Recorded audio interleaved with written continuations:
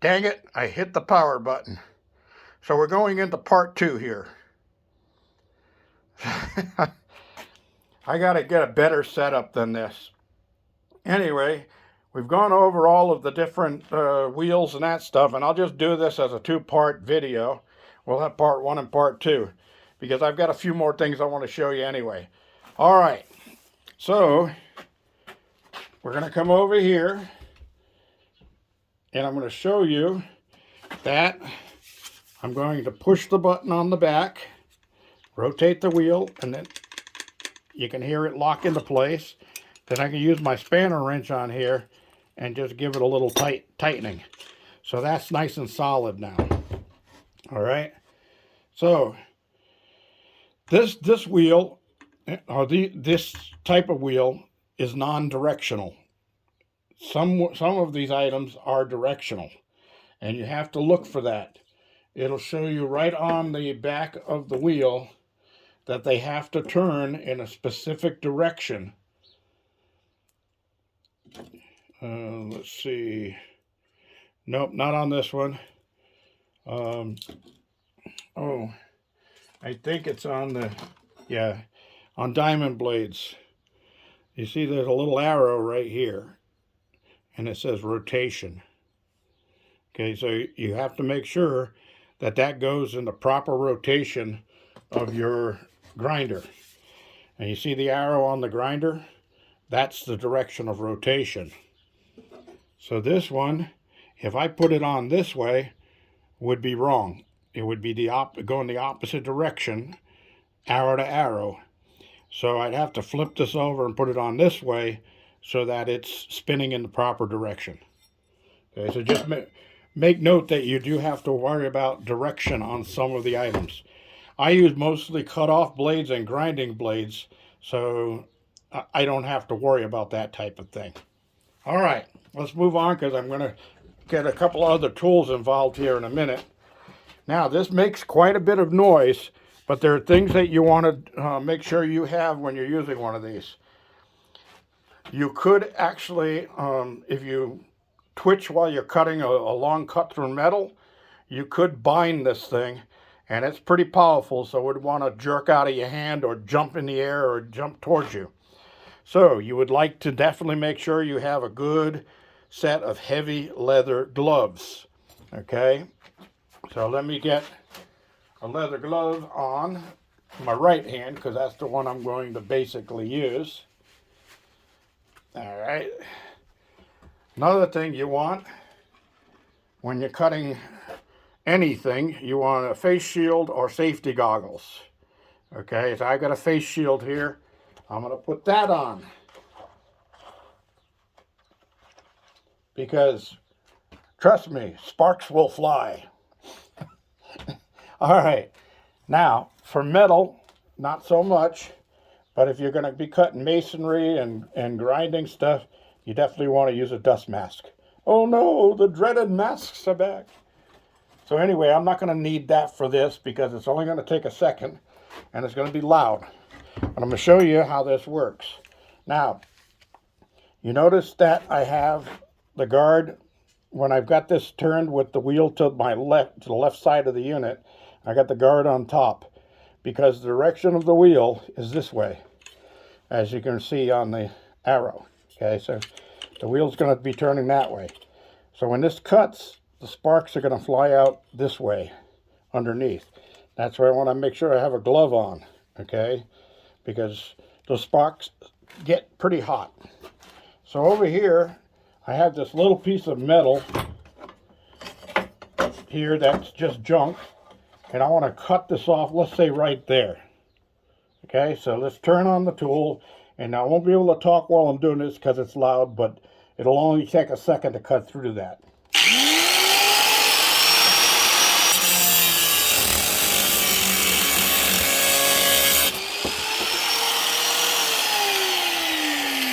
Okay, you see how easy that was?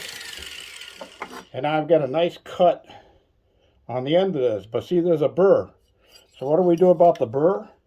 We put a jacket on, because brrr, it's cold. Now,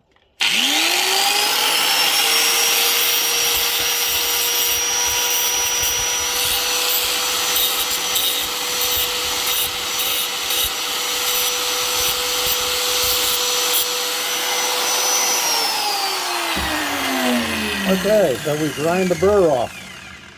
All right, so I told you I was going to show you something else that you can do with this. Now, remember that piece of stainless steel rod I cut off? And you see how it's real ugly on the end right there? Now let's say I want to turn that into a punch. So I have a nice punch for center punching some things when I need to mark where I'm going to drill, all right? Well, I could fire this up and sit here and try to grind this on that wheel and get a good centered point on there, but most likely, because every time I turn my fingers a couple of times, I'm only going halfway around and I'm going to have flat sides on it. And I want a nice round coney shaped. So what I'm going to do is I'm going to take my cordless drill right here, and I can place that in there and snug it down. Now, when I'm spinning the unit, I can also spin the drill. Okay, so what's going to happen is I'm going to grind this down in a perfect coning shape. Coney. Not like Coney Island, but Coney. Okay, so let me set the drill down a second. Turn the unit on. It'll be noisy again.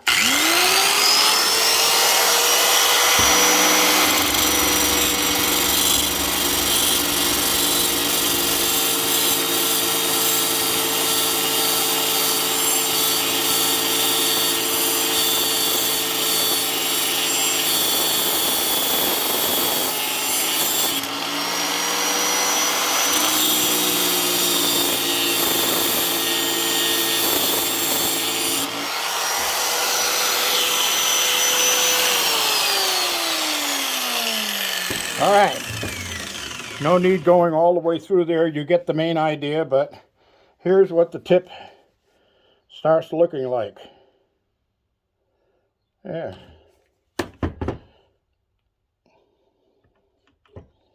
Okay, as you can see, it's even all the way around. Now, if I was going to do these and make a few of them, I would use one of the grinding wheels, not one of the cutoff wheels, because these are too thin and I'm going to wear through it pretty soon and make it weak. So you want to use a grinding wheel when you do that, and it'll grind a lot faster. All right, that part's done. I can take off my glove and we can cover a few more items before we call this a day. All right, so one of the items is, yes, you don't have to only cut straight cuts with this. You can actually cut circles out of metal with it too. And I'll show you that in another video on how to actually draw a nice circle of whatever size you want to draw. Draw a nice circle on a piece of metal so it's a perfect shape and you're ready to go, so you can cut that piece out using that blade. It will cut a circle for you. It's a little tricky, but it works. All right, next, some other items. Very important to have these. The reason I'm showing you angle grinders is because there's so many things that you can use it for, off-grid or on-grid. There's millions and millions of different jobs that this thing will do for you, and it really, really comes in handy. I mean, the wire wheels for cleaning stuff up and stuff like that, just really, really handy. So anyway, here we go. We have center punches. Okay, and then what's a center punch for? Well, a couple of things. For one, it could be used for centering. For two, it could be used for marking something hard like a piece of metal, so that you can start your drill without your drill slipping all over the place. All right, so there's a couple of different ones here. This one is spring loaded, so you can actually push down on this. Let me get you in frame here. You push down on this, it'll click, and it'll leave a mark. All right? So now I've got a little dent in my wood right there. Now what can you use that for? Well, I set this stuff up here just to show you. All right, let's say you're doing cabinet hinges. You put your cabinet hinge in place and you hold it tight in place. Now you'll notice that the shaft on this thing is not tapered. Only the point is tapered. The rest of the shaft is perfectly same diameter all the way down. So that'll fit perfectly right in the center of one of those holes. And you can go 1, 2, 3. Now you got 3 little marks dead center in those holes. 1, 2, 3. So now I can pre-drill those so my screws won't knock the hinge out of place when I tighten it into place. So that's a handy little tool. Next, we have the spring-loaded self-hammering type. Now this one, if you pull it apart, you look through the spring, you can see that this one's got a long shaft and this one's got a short shaft. Okay, so you want the long shaft on the top to do the hammering mostly if you want to give a good set into metal. So we have metal here.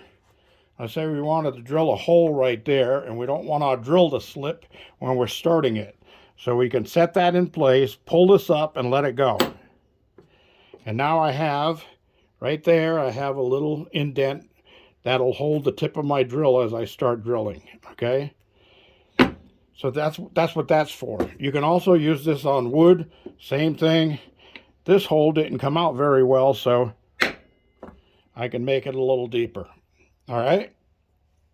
Next, you have the center punch that you use a hammer on. This is the one that most people are familiar with. And they make these in all different sizes and thicknesses.